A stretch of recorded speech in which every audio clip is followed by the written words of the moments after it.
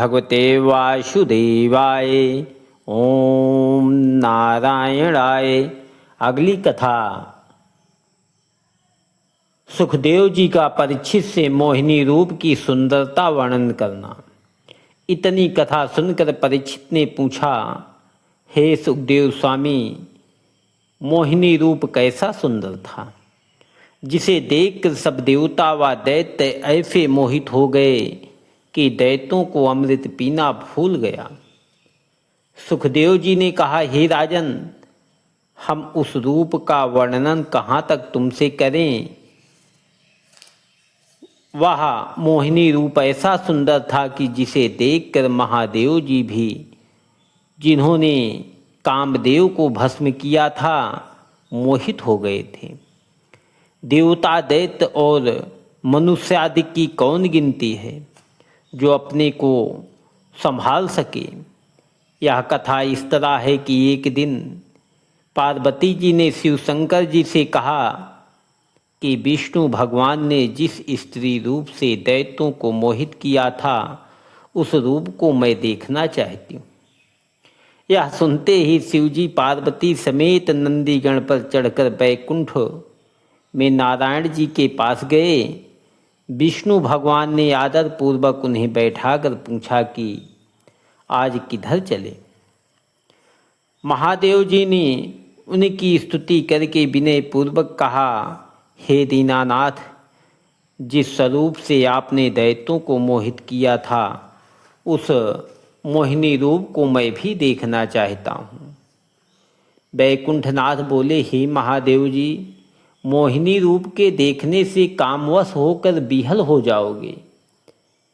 शिव शंकर ने उत्तर दिया कि दैत्य लोग अपने मन और इंद्रियों के अधीन रहकर कामदेव की बस हो रहे थे, इस वास्ते उनकी वह दशा हुई, और मैं अपनी इंद्रियों को बस में रखता हूँ, इसलिए मोहिनी रूप देखकर उस पर मोहित ना होऊंगा।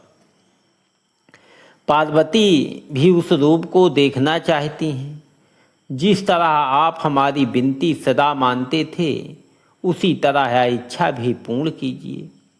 यह सुनकर ज्योतिष स्वरूप बोले, हे भोलानाथ, तुम हमारे निर्गुण रूप के चाहने वाले हो, जो घटने बढ़ने खाने पहनने से रहित है, किसी को दिखलाई नहीं देता, सो तुम उसी रूप को देखा करो। मेरा सगुण रूप उसे देखना उचित है जिसे निर्गुण रूप देखने का ज्ञान ना हो। जिसमें सगुण रूप देखकर निर्गुण रूप से प्रीति उत्पन्न करे, और जो अज्ञानी मेरे निर्गुण रूप को नहीं देख सकता, उसे मैं अपने सगुण रूप का दर्शन देकर ज्ञानी बनाता हूँ कि वह थोड़ा सा प्रेम करने से अपना मनोरथ पावे। जब यह बात सुनने पर भी शिवजी ने मोहिनी रूप देखने के लिए हट किया। तब बैकुंठनाथ हंसकर बोले, तुम और पार्वती दोनों ऊंट में जाकर बैठो, हम तुमको मोहिनी रूप दिखला देंगे, पर सावधान रहना। या कहकर नारायण जी वहाँ से अंतर ध्यान हो गए। जब महादेव वह पार्वती आड़ में जाकर बैठे, तब श्याम सुंदर की इच्छा से उस जगह एक अच्छा बाग, कुंड, बावली और अनेक रंग के पक्षी प्रकट हो गए। उस समय शिवजी व पार्वती बड़ी अभिलाषा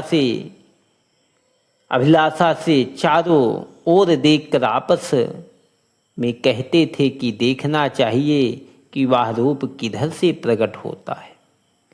पार्वती जी अपनी सुंदरता के सामने दूसरी स्त्री को तुच्छ समझती थी, इसलिए यह मोहिनी रूप देखने का अति चाह रखकर यह विचारती थी कि देखूं वह रूप मुझसे अच्छा है या नहीं। इसी इच्छा से पार्वती जी बारंबार उठकर बाग में चौगिर्दे देखती थी। जिस समय महादेव व पार्वती मोहिनी रूप देखने के लिए बहुत आशा कर रहे थे, उसी समय अकस्मात एक दिशा से मोहिनी रूप स्त्री अति सुंदर उत्तम भूषण वस्त्र पहने प्रकट हुई। उसका मुखार बिंदु बिजली के समान चमकता था। जड़ाऊं करधने घुंघरूदार पहने कपड़े का, गेंद बहुत अच्छा वा गोल रेशम से सिया हुआ अपने हाथ में लिए आकाश में उछालकर फिर रोक लेती थी।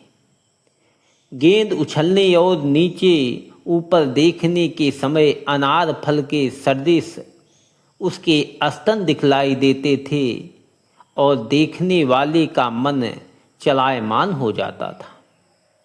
वह मोहिनी उस बाग में चारों ओर गेंद खेलती फिरती थी, जैसे महादेव जी की ओर उसकी आंख सन्मुख हुई और मोहिनी ने नयन मटकाकर मुस्कुरा दिया, वैसे शिवजी उसका रूप व चितवन देखते ही कामातुर होकर उस पर मोहित हो गए। जो मृगछाला पहने थे उसे उतार कर फेंक दिया और पार्वती जी को अकेली छोड़कर उस मोहिनी रूप के सन्मुख नंगे चले गए। वह रूपवती महादेव जी पर कुछ स्नेह न रखकर आगे को चली। तब शिव शंकर उस मोहिनी रूप के पीछे इस तरह बिहल होकर दौड़े जिस तरह सांड गाय के पीछे दौड़ता है। कामदेव ने अवसर पाकर शिवजी से बदला लिया। जब महादेव जी मोहिनी रूप के निकट पहुँचे और उसने घूंघट काढ़कर अपना मुंह छिपा लिया, तब भोलानाथ अति व्याकुल होकर मन में कहने लगे कि मुझसे बड़ी भूल हुई। जो इसके निकट आया इसका मुखार बिंदु देखने से भी विमुख रहा। पार्वती जी ने भी वहाँ जाकर उस स्त्री की सुंदरता देखी तो अपने रूप को उसके सामने 1000 भाग में 1 भाग के तुल्य भी नहीं पाया। उस मोहिनी का पांव मोती के समान चमकता देखकर अति लज्जा से मन में कहा कि ऐसी सुंदरी मैंने कभी नहीं देखी थी, इसके सामने मेरी कुछ गिनती नहीं है।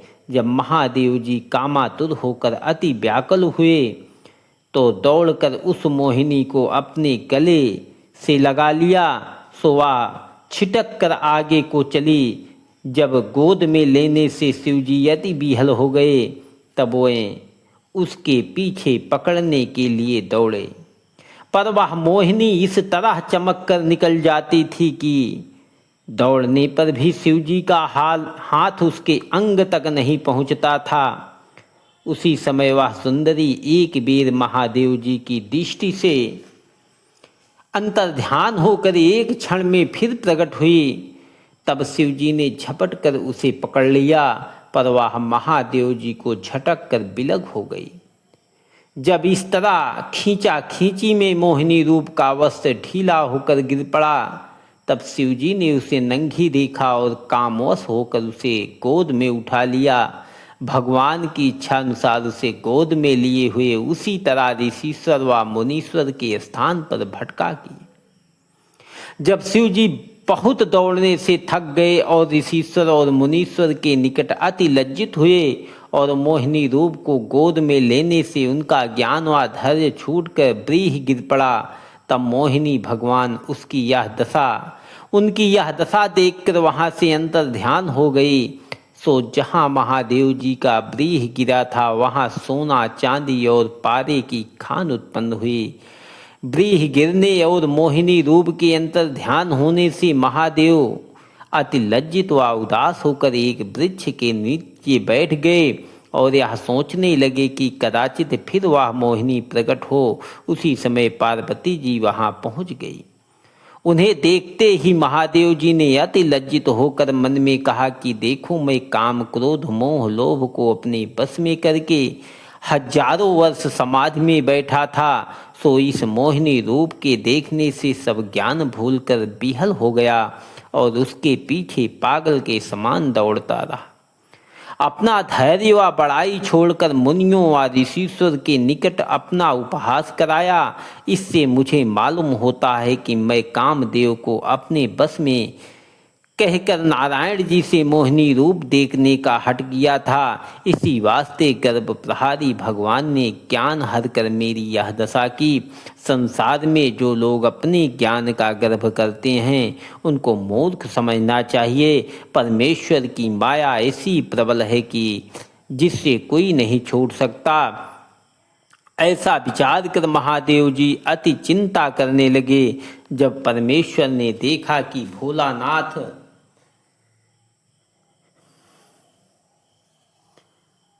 मेरे परम भक्त अति लज्जित होकर उसी सोच में अपना तन छोड़ना चाहते हैं, तब विष्णु भगवान चतुर्भुजी स्वरूप से शिव जी के पास आकर प्रकट हुए और उनका हाथ पकड़कर आदर पूर्वक बोले, हे सदाशिव, तुम कुछ चिंता मत करो। यह मोहिनी रूप देखने से योगी व मुनि आदि किसी का ज्ञान ठिकाने नहीं रहता।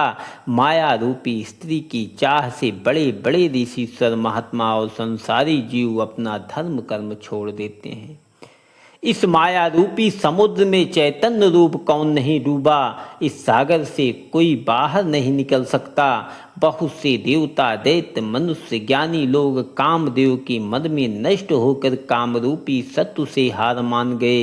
इसलिए स्त्री रूपी माया को अति प्रबल समझना चाहिए, पर तुमको मेरी माया नहीं व्यापेगी, क्योंकि तुम सदा मेरी चर्चा व ध्यान में रहते हो। कदाचित तुम कहो कि इस समय मोहिनी रूप माया क्यों मेरे ऊपर व्यापी। उसका यह कारण है कि तुमने मेरे निर्गुण रूप का ध्यान छोड़कर अपने को हमसे बिलक समझा और मेरी माया का कौतुक देखना चाहा, इसलिए तुम्हारी यह गति हुई। अब तुम धैर्य रखो, फिर मेरी माया तुमको नहीं व्यापेगी। जब नारायण जी ने इस तरह शिव जी को बोध किया, तब वे धैर्य धरकर वैकुंठनाथ को दंडवत करके विदा हुए और कैलाश पर्वत पर आकर पार्वती जी से बोले, तुमने नारायण जी की माया का चरित्र देखा। मैं इन्हीं ज्योतिष स्वरूप का ध्यान, जो मेरे इष्ट देव हैं, आठों पहर करता हूँ।